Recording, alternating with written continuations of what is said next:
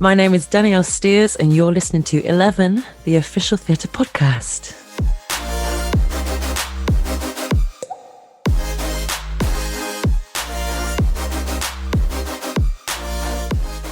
Hello and welcome to 11, the official theatre podcast that brings the biggest stars and creatives together in one place to discuss life in the arts. Please join me in welcoming a West End leading lady with one of the most unique voices in the industry. With stage credits including The Bodyguard, Legally Blonde the Musical, Respect La Diva, and originating roles including Zahara in Bat Out of Hell, there's really no stopping her taking over the stage. Currently playing Catherine Parr in the all-new West End production of Six, it's time to welcome a touch of royalty to the podcast. As she marks the release of her new album, The Future Ain't What It Used to Be, it's time to talk overcoming self-doubt and fandoms, learning to love her differences, and working with legends, with Danielle Steer on this, the next episode of 11, the official theatre podcast.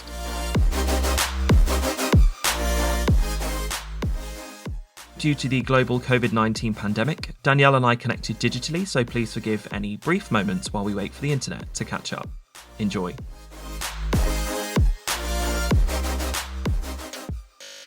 Danielle Steer, welcome to 11. How are you doing? Hi, I'm good. How are you? I'm good. I'm so pleased that we get the opportunity to talk today. I've got lots and lots of questions. But first of all, and most importantly, let's do a check-in with you. I know things are pretty crazy at the minute. So I guess, how are you doing? I'm doing all right. I mean, lockdown 3, it's starting to get harder, but I'm just trying to be positive and optimistic and keep myself busy. But it definitely is getting harder and harder. So I just got to take each day as it comes, I guess. Yeah, we're about a month in now, and I feel like it's starting to get to that sort of slightly difficult territory. But we will continue, as we always do, because there's lots of exciting things coming up. And that brings me to the first thing that I want to talk about, which is probably the most exciting part of this podcast, is your album. So it's here. We finally get some new work from you. It's unbelievably exciting. Talk to me about why you wanted to do it. What was the inspiration behind particularly these tracks and why you wanted to record this? Yeah, so I was in a little show called Bat Out of Hell for about 3 years, and the fans were so, and still are, incredibly supportive.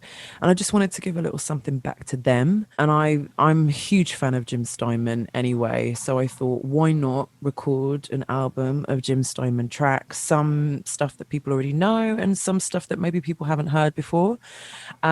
So yeah, it was just about giving something back, really. And it's such a wonderful collection of songs, like you mentioned, that some that we know, some perhaps that we're going to be introduced to for the first time. Was that sort of a strategic thing for you, where you wanted people to obviously have something new to listen to, as well as some of the amazing songs that we saw in the musical as well? Some of the songs have sort of got a bit lost, especially if you're not like a true Jim Steinman fan, but they're songs that I've had on repeat and listened to for so long. And I just felt like maybe I could give them maybe a new coat of paint and do something a little bit different with them, and maybe open them up to a younger audience as well. In terms of picking your favourites, the catalogue is ridiculous. I mean, I don't know how you ever make a decision on which songs you include. How did you whittle it down? I think to start with, I went on Instagram and Twitter and just asked people what their favourite Steinman tracks was, so that I could sort of tally them up and see what the top ones were. And I knew that I wanted to do Total Eclipse and Holding Out for a Hero, but I wasn't sure on some of the others. And obviously 2 out of 3 Ain't Bad had to go on the album. But just in terms of hearing some new stuff, I wanted to ask the fans. So I kind of went with the top ones that they picked, yeah. Did you know when you were recording the album, or perhaps more when you were in the show, that you would essentially have an anthem all of your own? Because the success of 2 out of 3 Ain't Bad for you, it's sort of become your torch song in a way. Yeah, and it's really lovely. And I remember auditioning for the show, and I'd never sang that song before, but I love singing it, and it's evolved so much from when I first started singing it to how I sing it now. And people always come to me with that song. Oh, will you sing this? Will you sing this? So yeah, it's really lovely, but I still love singing the song now to this day. It's my fave. And did you work with Jim on the album itself? I sent him a few messages. He was well on board. He sent me a little note on my opening night in Manchester, which was very, very lovely. And he's just been incredibly supportive of the album, and I will be sending him one this week. You got his blessing though, which feels like, especially from someone of his status, gosh, I mean, what does that feel like when you work on, not just on the show, but specifically on someone's body of work, and then they sort of give you the tick to say, yeah, I like this. Yeah, it was quite scary, to be fair, because like I said, I've myself and Noam Galperin, who did my arrangements and has produced the album and also played keys, and mixed as well. He's amazing. We just wanted to rearrange them. I was a little bit like, oh, is that too far from the original, or can we get away with it? But I love the new arrangements, and I hope Jim does too. When you were doing the musical itself, and whenever we see these types of musicals where we've heard the songs in different settings before, I think it's always very, very brave of the individual that gets to originate to do exactly what you did, which is make it their own. I think that's an incredibly vulnerable thing to do, to put it out to the world and say, I know you love this song, but come with me on this new journey. Were you nervous about doing that when you first started, particularly when the production first debuted in Manchester? Yeah, I was. And with 2 out of 3 being such a well-known song, and also Dead Ringer as well, it was quite scary, but I wanted to stay as true to Jim as I could. So I didn't want to be adding like riffs and stuff like that, and changing the tune of the song. So I tried to stay as true to Jim as I possibly could, because that was an easier way to ease everyone in, especially with a female singing the song as well, which hadn't really been done before. So yeah, but I think I did it justice. I hope I did it justice. Yeah, I think you did. I think that's an understatement to say that. I can tell you, as somebody that was lucky enough on 3 occasions, not the production that you guys had first in London, and then twice when you were in the West End, to get to experience it live. And I mean, the fan reaction, I must confess, I sort of went in knowing a few songs and then did that thing of realizing I knew a lot of songs. Gosh, the fans' reaction was crazy. When did you first start to realize that actually I think they quite like it? Sometimes I would hear like when I opened my mouth to sing, I'd hear like a gasp. Quite funny. And especially like in America, they'd start clapping when I started singing the song. I felt like I was on Stars in Their Eyes, which is really funny. But I got such a wonderful reaction, and people would always tweet me and stuff and say how much they love me singing that song, and that was really wonderful for me. And yeah, that's a huge part of my life, but I do hold that particular song very, very close to my heart. You did mention just there about going to New York. You did get the opportunity to sort of make the American debut with the show, and for people to get to see it in its full status and capacity. What was it like getting to continue with a role like Zahara and get to obviously introduce a brand new piece of work to individuals in the States? Yeah, I mean, I'd never been to America before, so I was literally living in Times Square. I was living the dream.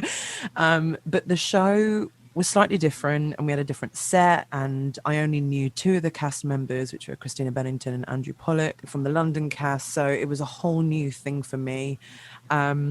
And just relearning stuff, and the audiences are crazy out there. Like, I love it. Like, they just shout, whoop and holler like all the way through the show, and I loved that. It's just a very different audience out there, but they loved the show, and yeah, I'd love to go back and do something else out there for sure. I'm sure they'd love you, because the reaction really was crazy during that period that you guys were there. I mean, social media was just awash with excitement, I think, because the show had such an impact in the UK. I think people sort of were caught by surprise in a way. And I mean that very much as a positive. I guess, how did you feel? I mean, apart from exhausted, I imagine, how did you feel every night when you finally got the opportunity to sit on the sofa at home? It was pretty electric, actually. I mean, especially like doing it in Manchester, no one had ever done the show before. We didn't know what the audience's reaction was going to be.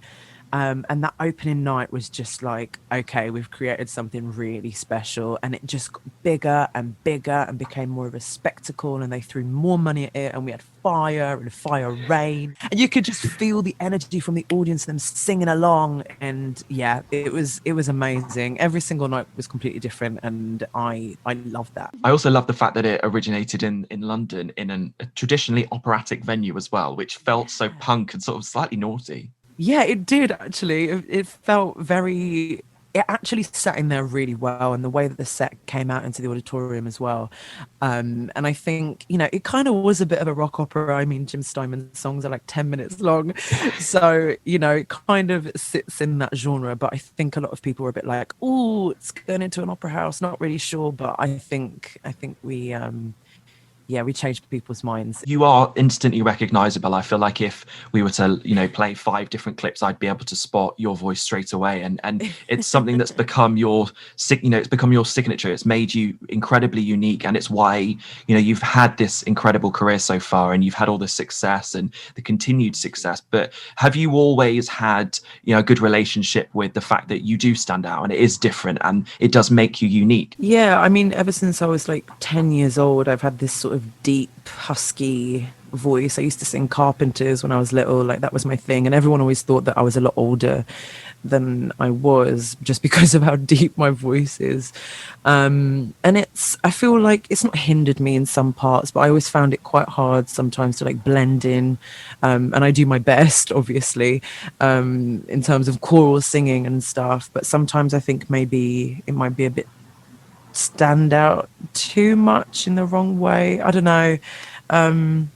Yeah, it's hard, but I've learned to embrace that my voice is quite different, and I love that now. I love this idea that we all have these things when we're younger, which is a bit like, oh, I wouldn't mind changing that. And then weirdly enough, I feel like we all have these little things where they almost become the thing that we love that's different about ourselves. It's quite a weird journey, I think, that we go on as individuals. No, I love that, and I think everyone should embrace that different thing about them because it's what makes you you.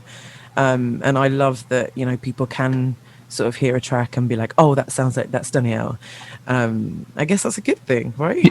I mean, gosh, absolutely. I mean, if it was a bad thing, I feel like we wouldn't be doing this. I'd be like, I don't know who that is. So, I mean, hey, I'm all one for embracing differences at the best of times. So I'd say go with it. I'm laughing a little bit because I'm just remembering when I came to see you in Beautiful, which was the first time I'd ever had the opportunity to come across your work. And you came on, you did the number, and I must confess, I'm a real sort of diehard Carole King fan anyway. So I did sort of go into that show wanting to not like it, and I think because you feel very protective over the work. Oh my gosh. I mean, apart from the fact the show is fantastic, just the way in which you interpreted that song, it felt so unique. And I can imagine for you as an artist, I mean, what a catalogue to get to perform once again. I mean, gosh, what was being in that show like? I loved doing Beautiful. I did it for 2 years, and just my favorite thing was doing that quick change behind that screen and as the Shirelle to sing Will You Still Love Me Tomorrow. And I just loved singing that song every night. It never got old. And it's such a well-known song as well, so I was a bit like, oh god, are people going to like it? And Carole King came to see the show as well, so that was terrifying, singing her song to her. But the show itself is, pardon the pun, but it is a beautiful show, and I wish it had run for longer. I hope it comes back. I love the fact there's like the locomotion in there, which obviously we all associate of our generation with like Kylie, but actually it had this life all the way before, and it's nice to explore that, because this was one of the first jobs that you had in the West End, but it wasn't the first job, right? Yeah, so this was like my first sort of role, but my first ever job was a show called Respect La Diva, but my big West End show was Legally Blonde. That is a show that, I mean, anyone that's listening to this podcast will know that the episode before, which is actually out today while we record this, is with Orfeh, who originated the role of Paulette in that show. She spoke about the fact that she sort of went into it, loving the movie and knowing that the production team was good, but was not quite prepared for the reaction. I mean, it did. I mean, I don't think I'm wrong in saying it has changed the landscape of how we view movie musicals adapted for the stage. Mm-hmm. When you're part of that show and when you get to be in it, apart from the fact that the audience reaction loves it, it just looks like really good fun. Oh, so much fun. I had the best time on that job, and I thought, oh, maybe it's because it was my first big job, but I would go back right now and do the same track that I did all those years ago, like tomorrow. I had so much fun. I had like 17 quick changes and 12 wig changes, like living the dream. This was my favorite thing ever. But we just had a laugh, and it's crazy. I loved it. I loved it. Just Danielle Steer's love Pink as much as you'd have to for that show? Maybe not as much as I'd have to for that show. Yeah, I definitely. The outfits are amazing, and just getting to wear those juicy couture velour tracksuits. Yeah, because you did also cover Pilar, is that right? Second cover, yeah. And then in terms of your ensemble tracks, were you in the courthouse as well? Yeah, I was the judge. I was the sales lady, the nice sales lady, The nice one. Okay, good. the nice one. Yeah. Who else did I play? I played the bend and snap, the hairdresser. Oh, I did so many tracks. It was so much fun. So much fun. As the judge, you get one of my favorite lines, which is the court reconvenes at the scene of the crime, which just is like the smallest little vignette of the show, but I just remember it so vividly because it's like, this is a scene stealing part. Yeah, and sitting on the toilet and doing all of that. Yeah, I loved playing the judge. Yeah, it was and I think I just turned 20 as well, so like for me to get to do that and play all those parts was really wonderful, really special. Was it nice for you, thinking back to your training and obviously your desires to want to work in, a big glitzy West End musical, and you did that at the Savoy, which is, one of the most recognisable theatres that we're lucky to have in the West End, getting to go to work get up in the morning and go to work knowing you're going to be part of a successful, full-scale fun production that you loved doing. Was that the sort of where you had your first pinch me moment? Yeah, I guess it was. And I mean, Legally Blonde was never a show that I saw myself in. Like, if you'd have asked me at college, like 5 shows that you think you're going to be in, Legally Blonde wouldn't even made it into the top 50. But I just, yeah, it's that thing where you stand on stage and you look out and you're like, I've done it. I'm where I wanted to be. And to be in that show as well was just incredible. Yeah, I feel very lucky. Orphe spoke in her podcast interview with me about how if Legally Blonde was to happen now, she feels like there would be different opportunities for the casting bracket, and she feels like she would love to see a woman of colour play Elwoods and some of the other leading roles in there. Do you think that that would have been something that would be welcomed, and I imagine something that would be quite exciting if we were to get a revival production? Yeah, I mean, I would love, love, love to see a woman of color play Elle. I think it would just change things completely.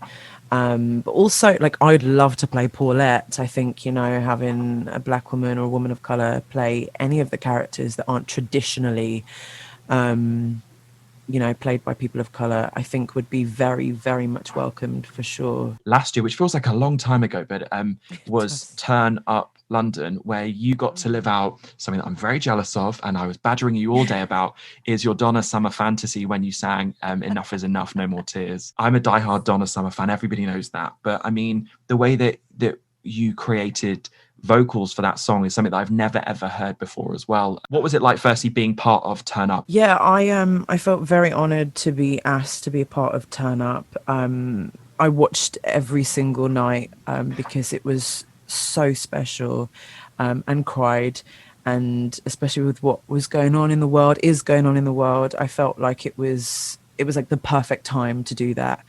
And just I felt so proud of all my friends that were a part of it and making it. And the world needed it, and I think we should do one every year. I feel like without giving too much away, we have said we are going to do it again, so it means we get more Donna Summer from you, hopefully. I'm noticing a little bit of a pattern between your career, is that you just jump from one icon to another. I feel like you're drawn to these musical giants. I feel like, who else could she play? Because you were in The Bodyguard as well. That was terrifying, singing those songs. I always said, like, from being young, I will never touch a Whitney Houston song, never ever, and then be cast in The Bodyguard and having to sing like the iconic "Saving All My Love for You." But yeah, it was a pretty awesome job, and working with Beverly Knight and Alexandra Burke as well. Dreams. Also, no pressure singing a duet of Run to You with Beverly Knight and Alexandra Burke. I know, right? Oh my god! Unfortunately, I never got to go on with either of them. I did get on for Nikki a few times, but only when they were off, so that was sad for me. But one day, It's a bit like, whew, actually, do you know what? I don't mind. I'm good with I'll that. sit this one out. Yeah, it's fine. I'll watch. Since the Black Lives Matter protest, particularly of 2020 last year, do you feel that there has been, and I appreciate that the arts are, on pause at the moment in terms of being back to the sort of the usual openness that they would be when theatres are full, but do you feel like there has been a shift with regards to conversations in the industry and people's want and willingness to realise that, frankly, where we were just simply wasn't good enough? I think people are picking up on it, and seeing these big castings for concerts and things. You are seeing, more people of color being put on there. And then people are also calling others out if there's not enough people of color. I think it's hard, but it definitely is getting better. I mean, when I started auditioning, if there were other people of color in the room, you knew that you were up for the same part. Like there was just room for like one person of color. I understand, you know, I'm half white, so I see my white privilege as well. I think change is coming and things are moving, but a lot more could be done for sure. It's great to hear, even from your experience at a grassroots level, you know, being in Six and being within as a performer, that you feel like the conversations are happening. Yeah, it is. I fell out with so many people during the first lockdown, just having conversations on Facebook and stuff like that. And some people just won't take the time to listen, and that's the hardest thing. And you know, there's only so many things you can say, and only so much you can say. And if people aren't going to listen, it's just like talking to a brick wall, really. I mean, we'll see, and I'll, you know, keep on keeping on. One show that has quite literally shifted the parameters of theatre is a very small off West End show that I think people may have heard of called, I think it's called Six. I don't know if you've heard of that. I think I have, yes. Before we started recording, I did say that I was very lucky in my predictions and estimations. I'm not quite sure what to call it, that I selected a performance of Six to come and see, which ended up being your last one before this current lockdown, which I felt very privileged to be at, and was actually more rowdy than I think a Lady Gaga concert. It felt a little bit like a sing-along, I must confess. I think that was maybe just for me and my friends. Everyone knew that it was the last one. They were just trying to get it out of their systems. Yeah.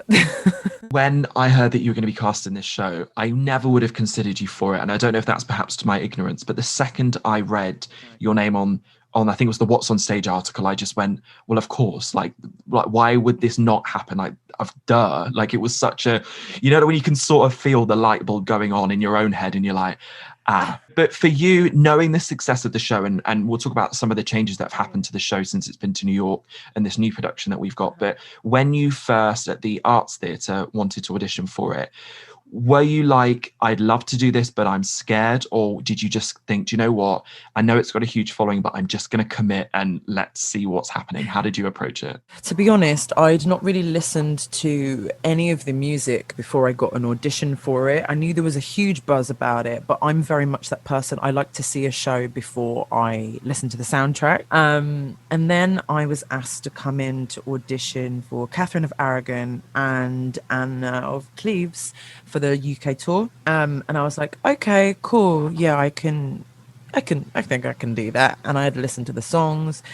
And I terrified myself because I saw the huge following behind the show.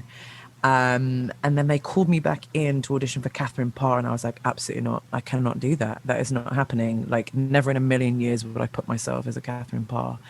And then the same day that I auditioned, I got a call to say that I got it in town, which was a huge shock. And I wet my pants a little bit, you know, oh no, this is happening. And then when they announced that I got the show, my phone went mental, because it has the biggest fan base of any show I know. And that's been quite hard to, it's been quite challenging. Challenge is a good word, and challenges is worked both ways, because I can imagine when you join a show like that, and as much as we joke about the fandom being huge, you know, it's very much part of the success of the show. But when you then enter that bubble, did you feel, okay, this is mine for the taking, I'm here, this is what I can deliver? Or did you try and be different perhaps to Maya before, or the person that we've listened to on the studio recording, I guess? How did you carve out the Catherine Parr that we see on stage now? Well, I knew for sure that, you know, I don't have those R&B vocals. I wasn't going to sound anything like the girls before that had done it. And that scared me, because everyone was so used to hearing Azuka and hearing Maya as well. That was, for me, was terrifying. Also, my Instagram pre-Six is creeping back in now, but I was quite nudie, you know, I'm very much body positivity, and a lot of the fans didn't like that. I was being sort of like slut shamed online, which was really hard to deal with. So as well as trying to make Catherine Parr my own, in a sense of I'm going to do this completely differently because I don't want to be compared to anyone else. And that's the whole meaning of the show, to compare, you know, people. So I was dealing with that, and also the abuse that I was getting online. So it was really, really difficult to balance the two, and it really got to me. Really, really, really got to me, and I've never felt like that before. So it was challenging in itself, the whole thing. And even now when I sing the song, it's so not me. So I have to put as much of me into it as I physically can. And it terrifies me singing it every single night. I will say, and we're not allowed favourites, and I'm sure I'll get lots of people saying, I don't agree with you, but I do think it is the role that I would play, because you get to go on that journey that when the shift finally happens, you go, oh my gosh, yes, this is exactly it. And for you, being the only one that survives him must be quite nice. Yeah, of course. Yeah, always. I do find, if you just go back to what you were saying a second ago, I do find it somewhat surprising, and perhaps this is a slightly simplistic question, but a show that celebrates women and individuality and not comparing finds somebody like you having to face pretty much all of those hurdles. I mean, is it naive to say that that's surprising? Yeah, I think it's so incredible that every single queen, every single person that's played a queen has been completely different. And I take my hat off to Toby and Lucy for being so, you know, open to that and just letting people do what they want to do and making the queen their own, for that purpose of people not comparing other people. And like I said, if you're a true, you know, fan of the show, you will understand that message of not comparing each other, and that goes for life as well. The new production, if we're allowed to call it that, I feel like we can. I feel like it's a compliment. Has a much bigger stage, much bigger set, and also some pretty nifty new costumes. Do you feel like an actual princess with your new sort of, what would you call it? Like, I don't know, is it a harness? I mean, what's the scent of it?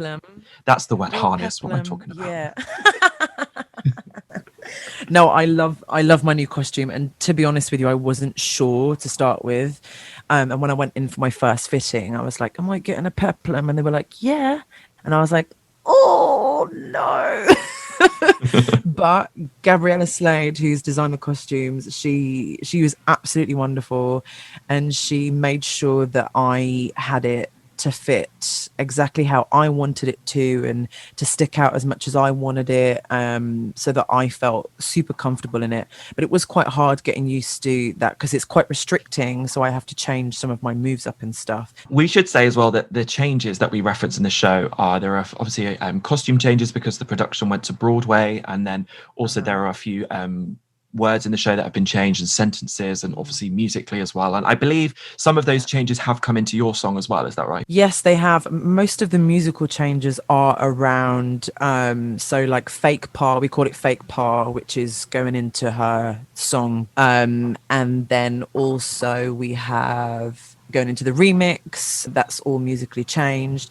But it was really cool, like hearing that for the first time and learning the new choreo. But most of the musical changes do sort of center around that part of the show.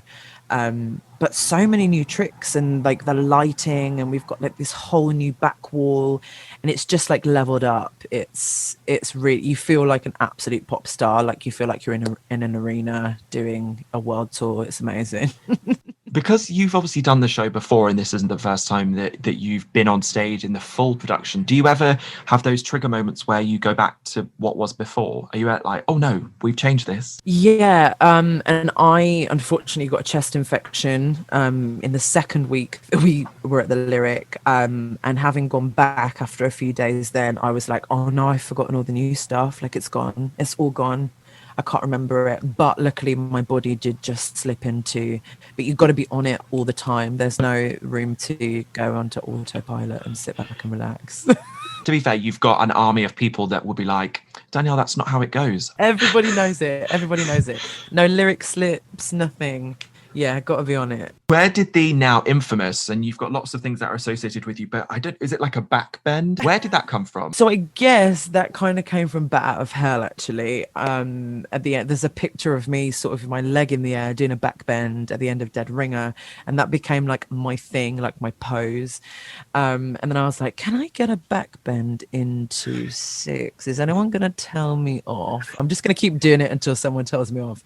And I spoke to Carrie Ann, our incredible choreographer. She was like, yeah, that's fine. Keep it in. So yeah, that's kind of become the thing before I'm too old to be able to do it anymore. I hope we're still friends in 50 years so I can say, do you remember when we recorded that podcast? Won't even be around then, but I'll be like, right, come on, and 2, 3, and you'll be like, nah, because I mean, We're I'm sure if the other way, yeah, you'll be like forward, you'll be like an incline, not an out, but yeah, gosh. Yeah. Good luck. I look forward to seeing you and your, what was that word you said? It's not harness. What did you say? Oh, my peplum. That's a peplum. That's my word of the day. Thank you, everyone. So that's going to be what I've remembered. I look forward to seeing that and you very soon. But most importantly, please stay safe. You too. Bye-bye. You've been listening to 11, the official theatre podcast. Find out more about 11 at club11.london or via our official social channels.